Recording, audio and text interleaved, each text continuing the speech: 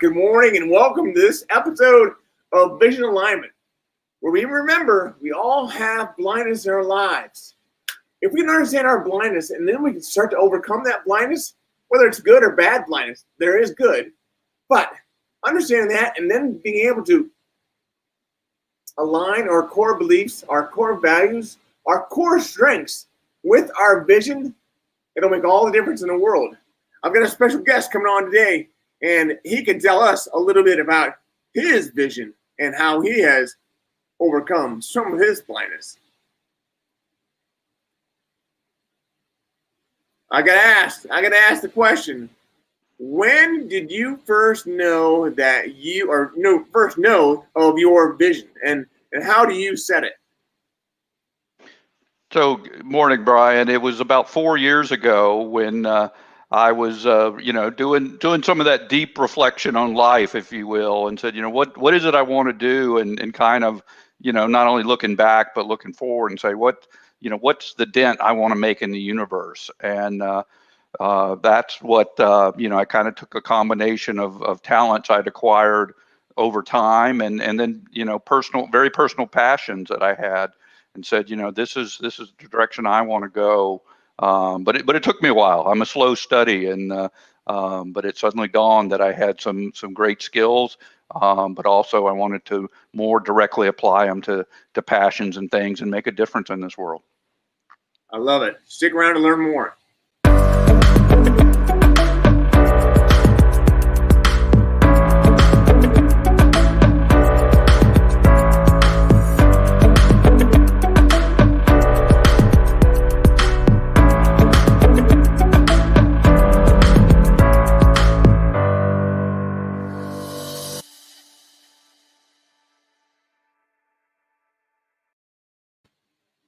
Awesome.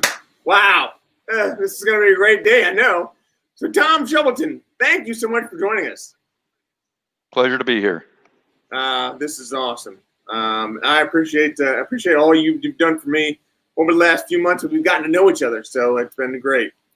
So, Tom, tell me, you're a light, and you're a shining light for a lot of people, but what would you say is the biggest factor in your success? It's funny. A word that actually came to me many years ago. Relentless. When I get fired up or get that proverbial burr under my saddle, I am relentless. I do not get up. I do give up. I do not let go. And I tell people this that I work with, that I said, that say, hey, they're excited to work with me, or they want to work with me. And they said, I will, some days you'll love it, but other days I will not let go of whatever the problem is, what we're trying to do, and have a huge passion, for doing good and helping people out and being excellent there. And it keeps me on my toes. But it's also, a key skill I've found. That is awesome. I've never heard that. Relentless. Yeah. I love it. Huh. Well, tell me, what are the biggest obstacles that you still see that you're still trying to overcome? Great question. And it is a daily struggle for me. Focus. Big. If there's one thing that I think about, I work on, is staying focused on the important things. I am one of these people that is constantly coming up with new ideas, hopefully new great ideas, let's say it that way. But my to-do list is just amazingly long, and I struggle to learn that ability to say, you need to limit to the 2 or 3, or maybe it's 5 things that you can really get done. I'm always got too many balls in the air. Again, I think it's a nature. You want to be helpful, you want to be generous, but at the end of the day, if I could improve myself today, or one thing I will work on today is how do I focus on what are real priorities, and what things will really make a big difference. That's good. So the next question is, I'm going to ask the question, but then I'm going to say some other stuff. So I'm going to give you a chance to think about it. So what is the best advice you've ever gotten? So that's the question. But while you're thinking about that, I want to encourage all the people that are listening to put in a hashtag live. If you're listening live, if you're coming in a replay, put in a hashtag replay. And always, please let me know where you're coming in from. That's important. But another thing that's important is to put in a picture in your timeline of you winking. And the idea behind that is the winking with Wagner. Put in a hashtag winking with Wagner, put in a hashtag of Brian with one eye, and then you'll be entered into a raffle to win a free copy, signed copy of my book. Sometimes it does take a brain surgeon. So here we go, Tom. What is the best advice you've ever gotten? So again, another great question. I appreciate you asking. Is a lot of times I ask people. I'm a big on collaboration. I like to get ideas, and again, goes back to that focus thing. I'm always looking for things to think about. But one of the best pieces of advice I have learned is to listen to my own voice. To trust my own voice. So, and when I say that is, in other words, as I collaborate and I look for ideas and whatever, that ability to make decisions, and trust in that risk, if you will, versus, just constantly looking for, oh, is there a better idea? Is there somebody else? Is one other thing? No, you know what you're doing. Have confidence in that. Execute on that. Oh, that's good. So what do you do? How do you do that? What do you do daily to bring yourself clarity? And while you're answering that, while you're thinking of your answer, I also want to encourage our listeners to share this video out with as many people as they can think of. Share it out with your groups and just, share it on your timeline, any of that. So thank you. Now, Tom, back to you. Yeah, well, I've got a very analytical mind, and so I again always active.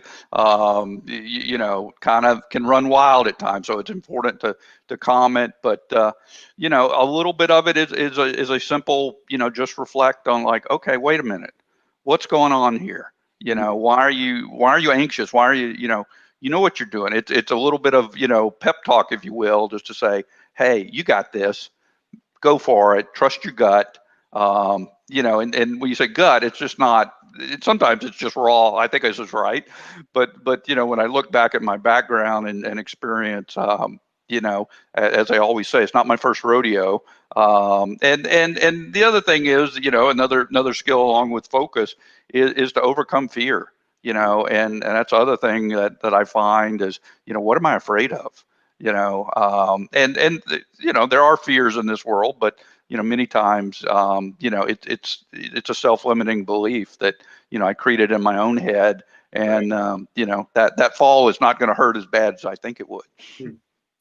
So you talked a little bit about people that you sometimes you just do it by yourself, but are there people that you work with or that you associate with that you have that are there to help you see your blind spots? Not as many as I'd like. I'll just be honest there. And again, that's again going back to my collaborative nature. I look for lots of opinions, but I've got a couple of key advisors that I kind of again I use it to bounce ideas off of. But I've also got some very close friends that I depend on to when I'm not focused, when I'm not doing it, to call my excuse me, my BS, if you will, and say, hey, you can't do that. You're better than that. But it's a small group, and that's kind of my nature. I'm I've always been, I'll say it this way, I'm very proud of that small group of individuals and very trusting of that. And that's how I do it. Well, that's good. It works differently for everybody. I mean, more introverts have a smaller group, and more extroverts, I think, have a larger group. And I have a really big need to even have a larger group. So that's my problem. It's interesting you say that. Is a lot of people think I'm an extrovert because I'm out, I'm running a business. I'm, again, I've learned to get on programs like this, and but when you score the Myers-Briggs, I'm actually an introvert, and I very much enjoy the quiet at the end of the day, if you will. Yeah, yeah. So I got to ask, what does your next level of success look like?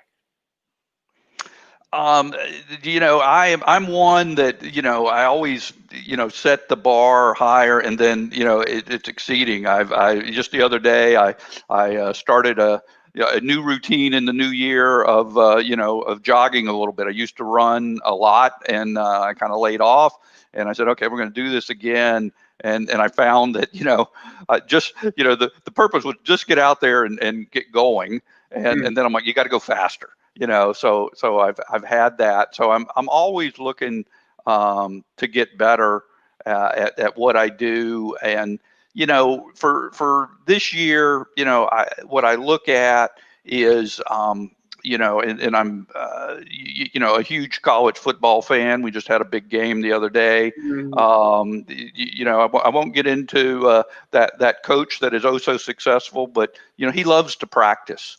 Yeah. And that's something I've kind of taken as a mantra for this year, is love to practice. And my thought is, with that, the execution, the performance, if you will, then is easy. You're just repeating what you've practiced. So that's something I'm looking at this year. Yeah, well, that's good. I'm a speaker, so I know all about practice and how important it is to go through the process. And yeah, so when you get up there and you give the speech or whatever, do whatever, it's all about just doing it. So that's the practice. Absolutely. And there's a friend of ours, Mark Husick, is on. Thank you very much, Mark. Thank you for joining. That's awesome. Good morning, Mark. Yeah. So tell me, lots going on here. So how do you do all this, and how do you do all of it, and what do you do to recharge? Like I said, I do enjoy my quiet time. And that's, there's two key points of my day. One is I get up earlier these days. It's funny when I talk to my good friends. I was the kid, I could sleep till noon. And now, I kind of, I wake up and I'm like, you got to get going. And I use that early morning, particularly, in the winter where it's dark, to watch the sunrise and just kind of get mentally set. And then same thing toward the end of the day is that quiet time, peaceful, and again, I'm trying to really settle my brain. But those are where you find that, that clarity, if you will, of like, okay, this is what I need to do for the day, or this is what I got done. Okay, so you touched on this a little bit. What does your real morning routine look like? Yeah, good. In addition to that, watching the sunrise, I've usually got a good cup of coffee with me. And, a couple of things about that. One is, there was a time I went away from that because I didn't want it, but I found, not only do I appreciate the caffeine, but again, the drink is very enjoyable. So, you take the time to, if, as they say, kind of smell the coffee, relax, enjoy the day. It humbles me, and you just kind of realize, where you are. You put aside some of the noise, you get focused on what you need to do. And you appreciate the little things that go right. There's so much, you can get caught up in. But that, again, I just try to get that clarity. And as the show implies, that vision, of like, this is what I need to go do. So how do you, real quick, so decaf, you doing decaf? Oh no! I'm the strong stuff, and it's black. But my point is that it's enjoying the experience. So yeah, yes, I appreciate the jolt, if you will, but also I like just to have, and just enjoying the taste and the smell, and letting your senses kind of enjoy that. Do you ever go out for coffee, or you just usually have your own? A little bit of both. If I've, these days I'm in a lot. Yeah, And so there's times when like, yeah, you're not alone with that. right. And so, but, if I've been in too much, it's like, let's, get particularly, um, cold and dark, not necessarily Tom's friend. Right. So when we do see the sun, it's like, I'm going to get out and go get that cup of coffee. And Yeah. again, you get some fresh air, even if it's cold. It again gets you up, and but it's it's that whole experience of Hmm. taking in the environment, if you will, breathing deeply, and just saying, wow, great to be alive. You know, I got no worries. I got to Yeah. but I got things I need to do. Life is good. Life is good. Exactly. You appreciate that, and then Yeah. and you get thinking about again how, like I said, it's humbling. How good I have it, and then that drives me to say, okay, you got it good. Let's go help somebody else. Yeah. Yeah. No, that's a good point. It's good to take stock and to realize all the blessings that we do have. So Right. that's great. Uh, back to the coffee though. I'm gonna ask. Do you have? I'm intrigued. Yeah. So do you grind your own? No. I used to do that, and just no. I just fix a cup, and again, as you're into it, the stronger the better.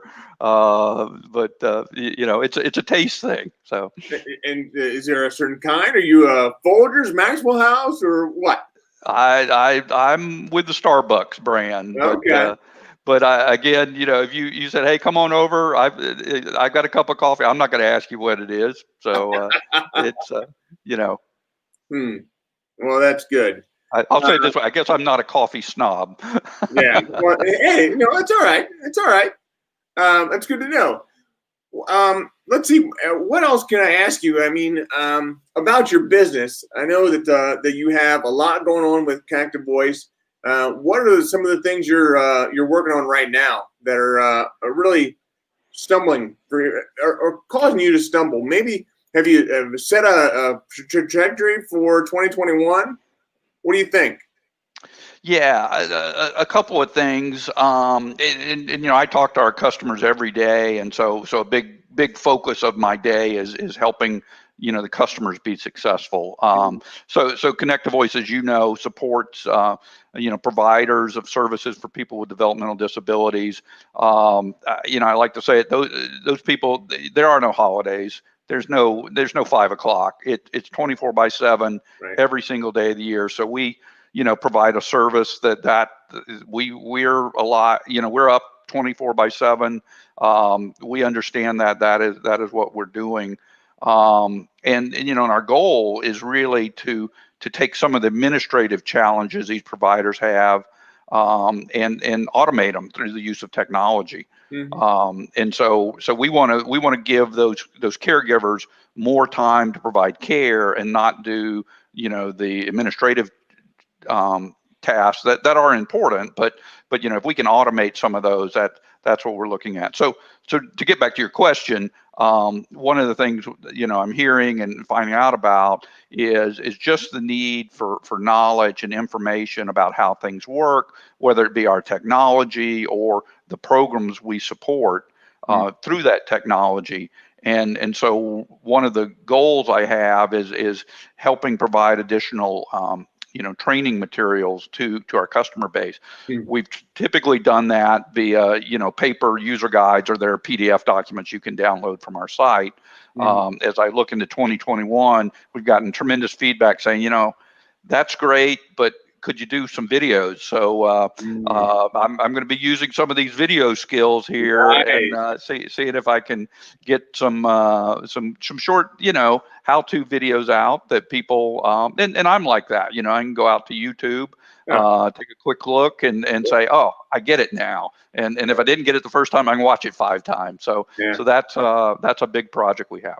Huh. That's cool. So are you going to do the videos yourself?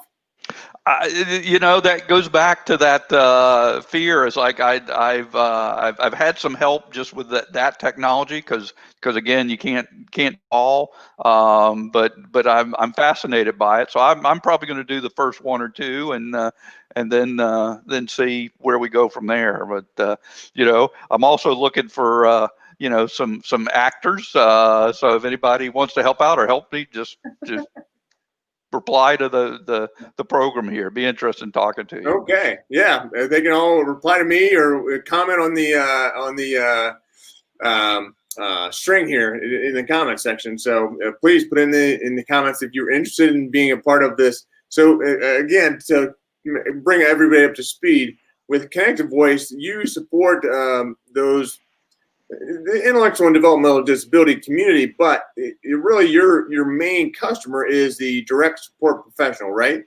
That's correct. That's the one thing. We provide a lot of functionality with our software, but what we're constantly praised on, and people just really like and appreciate, the users as well as people that see our product, is the simplicity, the intuitive nature of our software. Again, making the job of the direct support professional, the DSP, easier to do.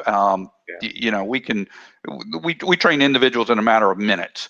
Really? And oh, absolutely. And I do a lot of the training, and you get a group in, and I'd say, hey, this is going to take an hour, and 5 minutes in, they're like, I got it. Part of that is, it's there are DSPs of all age groups, as young as I'm not sure 16 or 18, but as old as 70 and whatever. But people understand mobile smartphone technology. They use it every day, and that's what we leverage there. So again, if you can use a smartphone, you can pretty much use our program. And then by design, we have we take a lot of pride in looking at the functions that are required for those staff when they're doing their job, and we like to say we make simple simpler, because again, it's not to take away things, but it's to get that out of the way, because the really hard job is taking care of individuals, listening to them, taking care of their needs, providing for them.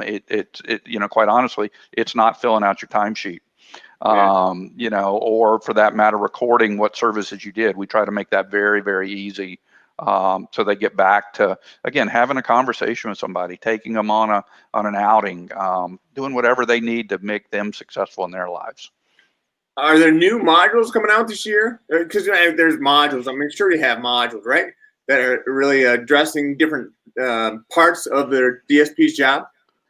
Our biggest functionality, and we typically had stayed away from this in the past because we were more interested in supporting the DSP in the role. But one of the things we are adding is a billing capability, which is really a back end. It allows the providers to streamline their operations. We work with a lot of smaller to medium sized providers. And a lot of that is very, very manual work there that they're going through it, but a critical function. They've got a bill to get paid, to pay people, and so what, again, we looked at is like, can we provide some automation there to as they said, hey, if you can save me an hour or two a week, that's an hour or two a week. So that's what we looked at. In addition to that, we're looking at some bells and whistles. We're thinking about how to further leverage the smartphone technology with proactive alerts or text if something's not going right, or as reminders. Those are things we already do, but we want to expand that. Again, very demanding job, very hard job, and so the ability to use that technology to alert somebody that, hey, did you remember to do this? What about that? Somebody needs help, that sort of thing, is things we're looking at for the year. Huh. Okay. Well, thank you. You're getting a little garbly, Tom. So all good information, though. So I really appreciate you being on today. I want to wrap us up today, but I'm going to put you in the green room if you'll hang out there for a little bit. I will come back and get you. But I appreciate you being on. Thank you. Thank you, Brian. All right. Thanks, Tom. All right. Wow. Wow. What good information coming from Tom Shovelton. He is so passionate about what it is that he's doing with Connected Voice, and he's helping those DSPs, the direct support professionals, and all those with intellectual and developmental disabilities, because he has a daughter with intellectual and developmental disabilities. So it's perfectly aligned with what it is that he has, a core belief, a core strength. So,